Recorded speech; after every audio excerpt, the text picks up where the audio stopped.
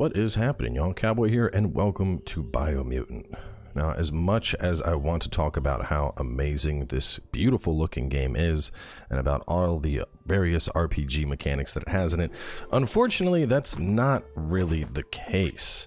Now, Biomutant is a game where, on the surface, it does look absolutely beautiful. I mean, the world looks stunning, especially when you consider this is a dev team of only 20 people.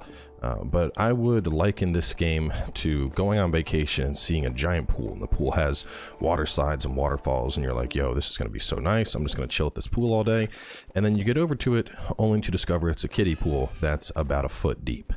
And ultimately that is Biomutant in the nutshell. Despite how beautiful and how open this world is, ultimately it lacks depth and ends up being incredibly shallow in the end. Now, there are a lot of reasons that I say this, both from the class perspectives to the actual combat of the game to the actual depth of quests and enemies, and really everything, which kind of makes me sad because I was really excited for this game and was really hoping there would be a lot to do. So I'm just going to go in and kind of list off all this stuff. To start, let's go on over here and look at the character. So when you actually comes to build your character, obviously we have classes in the game at the start, and if you're like most people, you probably spend a lot of time picking a class at the very start, something that you think is going to be fun. I went with the Saboteur because the idea of being sneaky and using dual wield weapons I thought would be good. Well, it turns out, unfortunately, your weapons don't really matter at all because you're not really getting good damage in with them. Almost 90% of your damage is going to end up coming from your guns, which there is no direct stat for your guns. I guess you could level luck for more critical chance. But your gun damage is going to completely outclass melee, almost regardless of the build. As you can see, I have 109 strength. I would classify this as a melee build. Despite that, a lot of enemies will just shrug off melee attacks. They just have like hyper armor, and it's not even so much hyper armor, it'll be like you're attacking them and they just turn and boop you in the face like they weren't being hit to begin with. So ultimately, aside from fighting trash mobs, melee is by and large pointless, and anything that is large enough that it would provide a challenge, you're going to end up having to fight with your guns. Moving on from there, we have this cool stuff like psi points and bio points, and we're able to use those to have these cool powers. Well, that's great and all, except that the later tier spells, even the mid tier spells, these are incredibly expensive. 10 for telekinesis, 18 for sky spark. This is the very end of the game. So without going out of your way and trying to seek these out, as you can see, you're not going to even have enough to really use those abilities. And then the other stuff, the biogenetics, a lot of these end up being more utility. I mean, this one knocks people up in the air. These are little bubbles that you can use to bounce and whatnot. But you're not going to really see a lot of damage out of these. And on top of that, even if you were to see damage, you'd have to have a ton of points put into your intellect to even have a chance of those doing damage whatsoever. So if you want to have any type of usage of your spells, you have to build completely around intellect. At the same time, I haven't built around intellect, so I'm not even sure if it would work because I built around strength, and we know how that worked out for me. Beyond that, the combat is ultimately very, very shallow. There are a couple of preset combos that you use to get off your Wung-Fu, and unfortunately those combos are identical across basically every single weapon, regardless of what weapon you're using. You're going to have combos that are the same. Ain't going in there, it's a cold zone. So, to see what I'm talking about, first up we have XXY. You do XXY and you can see kind of in the bottom of the screen, it says a thing, tsunami thrust there. Regardless of what I'm doing, XXY is going to be my most basic Wung-Fu combo for all melee weapons. Beyond that, we also have dodge X and then the right trigger. That's a Wung-Fu. Regardless of what melee or what range you're doing, that's going to be one of your combos. Jump, jump, and gun. That's your second gun combo. And then the very last one is just shooting and then hitting Y to do your other melee move. Now, you know, when I was thinking about the combat in this game and I saw all this, and in particular, like you can do a parry into a knock-up and start juggling stuff with your bullets, and I was like, oh wow, you know, this kind of reminds me of Kung Fu Panda meets Devil May Cry. This is actually going to be pretty cool. Except none of it really ends up mattering in the end, because despite all the weapons that you could switch to, you know, whether it's dual wield or the staff or a baseball bat or a two-hander, everything is ultimately going to be the same. It's going to be the same exact move set for all of your weapons, the same exact button inputs for the combos. You know, here's the XX going into the triangle. Here's the shooting in the triangle, or Y in this case.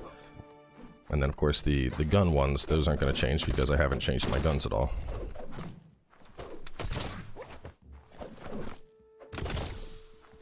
But so while on the surface it seems like you're actually going to end up having a lot of variety between all these different weapons and all these ranged weapons and swapping between shotguns or automatic rifles or pistols.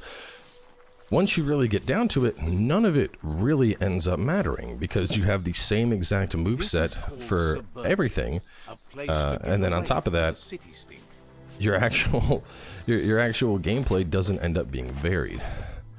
To add on to that, the game of course allows you to craft a bunch of items.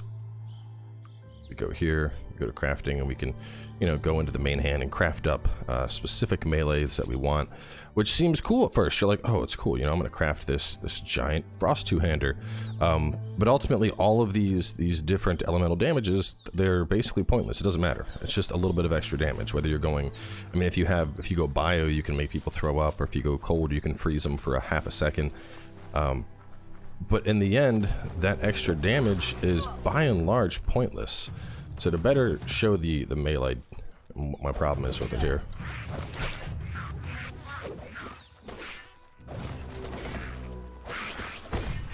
And these guys are a pretty low tier enemy, so I'm actually able to hit them.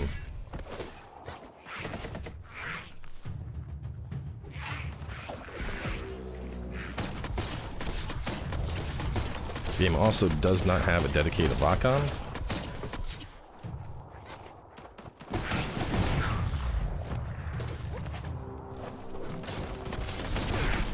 You can see just how much damage my guns did to that guy. Just doing 2 of my gun combos, I would say that was roughly 90% of the health that enemy had, compared to how long it took with the sword. Half the times those things would go to hit me, my sword attack would be interrupted. That doesn't matter whether you're using, you know, dual wield or a two-hander or whatever the case is. You know, it doesn't really matter. You're going to get interrupted regardless. Here's a good example. This thing is big, right? So you'd think, oh, big guy, you know, big guy like Dark Souls, cool. This is our Wung-Fu, which is, after we do 3 different Wung-Fu combos, we can do Wung-Fu, which basically is the same thing. Either we mash X or we mash our guns.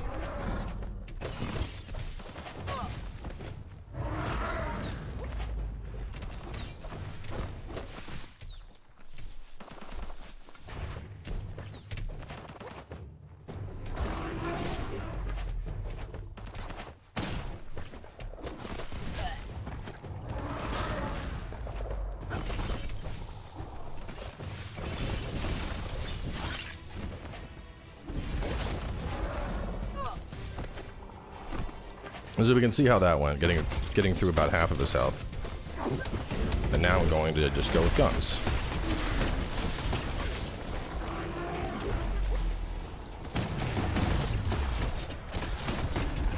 The same damage that it took me like a whole, I don't know, minute and a half of dancing around and shooting at that guy with, I managed to do all of that damage in about, I don't know, what was that, 5 seconds with guns? Once again, reminder that guns aren't a stat here. Strength doesn't impact guns. The only thing here that's really helping my guns is my luck, 38% crit chance. But that just goes to show, you know, I pick a class around fighting, I put a bunch of points into melee, I even went throughout the game and I grabbed melee specific boosts. There's basically weights that you can pump in the game to increase your melee. So I have an extra 30 points in melee, and still, despite all of that, my melee is ultimately kind of useless because the guns are just going to outclass everything, which begs the question of why I even bothered picking a class that was going to be good at dodging and doing melee to begin with, because it doesn't matter. Add on top of that the fact that you basically have 2 types of enemies. You have little dudes like this that are ultimately gonna be like the same. They're just gonna jump at you and you'll be able to actually parry these guys, or you're gonna have the big guys like the thing you just saw, where the big guys are, you're basically gonna dance around and shoot them with guns. There's a couple of different skins, of course, but anytime you're fighting, you basically have anthropomorphs, which look like you, rival clans or whatnot. You have small creatures like these things, and then you have big creatures like the one we just fought. And there might be a couple of different skins for the big creatures, but ultimately a big creature is still just a big creature. And I think that is where my problem with this game really lies. Kind of how I said that the game is incredibly shallow. That's the problem. You have all of these systems in place that, you know, on the surface, it seems like there's a lot here. It seems like you have this massive world you can explore with puzzles and all kinds of stuff. But ultimately, when the combat doesn't matter between all of your weapons, and the combat is by and large pointless because your guns outclass everything anyway, and just to add insult to injury, your classes don't really matter, you end up in a situation that is by and large just unsatisfying. Add on top of that the fact that the story, in my opinion, was incredibly lackluster. There was, you know, zero motivation to really go through the story in the game. It's just not interesting. It's very much a dark versus light type scenario, and very much dark versus light. Your options are like, we're either a Care Bear or we like to murder bunny rabbits. And I'm not joking when I say like to bunny rabbits. To get enough dark points to grab the dark magics, you literally have to go around the game catching small critters and murdering them. So that's fun. That's always, you know, that's always nice. But ultimately, I think the thing that upsets me the most is just knowing what could have been with this game. You know, there is no respec option. The classes are largely pointless. The weapons are largely pointless. Guns outclass almost everything. It just gets repetitive. It gets incredibly repetitive. And to be honest, I have like 27 episodes of this, and it was a try to get through 27 episodes of this. I considered dropping it multiple times, and I think the only reason I ended up going all the way is I had a friend who had beat it and was like, hey, you know, you're almost at the end, just, you know, try and truck through it. And I was like, ugh, alright, I will try and truck through it. Here's another example of trying to fight a big target with melee. Oh, and here's a fun bug. Every now and again, enemies will despawn, and when they do, it'll spawn up a second one, so now I have to fight two elites. I had an instance where the quest that you do to get things like the glider, that ended up despawning due to elites, so I never got the glider in the game. Like, it's... y'all know me. I typically, if I don't like a game, I just move on. I don't, you know, I don't bother talking about it. I don't bother going into what's wrong. But... you know, this is a special case. After spending all the time I did, I feel like I need to, you know, people need to be aware.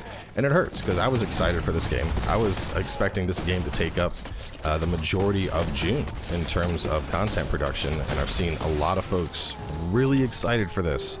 On the live streams, people have constantly been being like, yo, are you excited for Biomutant? Have you been playing Biomutant? What can you tell us? I'm so pumped for Biomutant. I've been waiting for this game for years. And that just makes it hurt even more, because you have a game that people are excited for that from the outside looks like it's going to be incredible, and ultimately is probably one of the most shallow RPGs I've ever played. So that's going to wrap it up here. I did a review in the final episode of the Let's Play, but that obviously has a lot of spoilers regarding the story. Times where things I made, choices I made, by and large, were completely pointless. They had no impact on the story whatsoever. Despite some good path choices, I got an ending that was identical to the dark path ending that another friend of mine got. So that's nice. We love it when our choices are considered. Either way, final recommendation here, I would highly suggest you either rent this game or wait till it's on sale.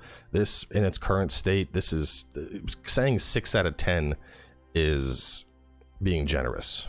This game needs a lot of patching. It needs a lot of work, and there's a lot that needs to be done to make this the RPG it's been claiming to be. Right now, this is just a hyper shallow experience that ultimately goes on too long and is going to end up boring you by the time you've reached hour 3. So, take from that what you will.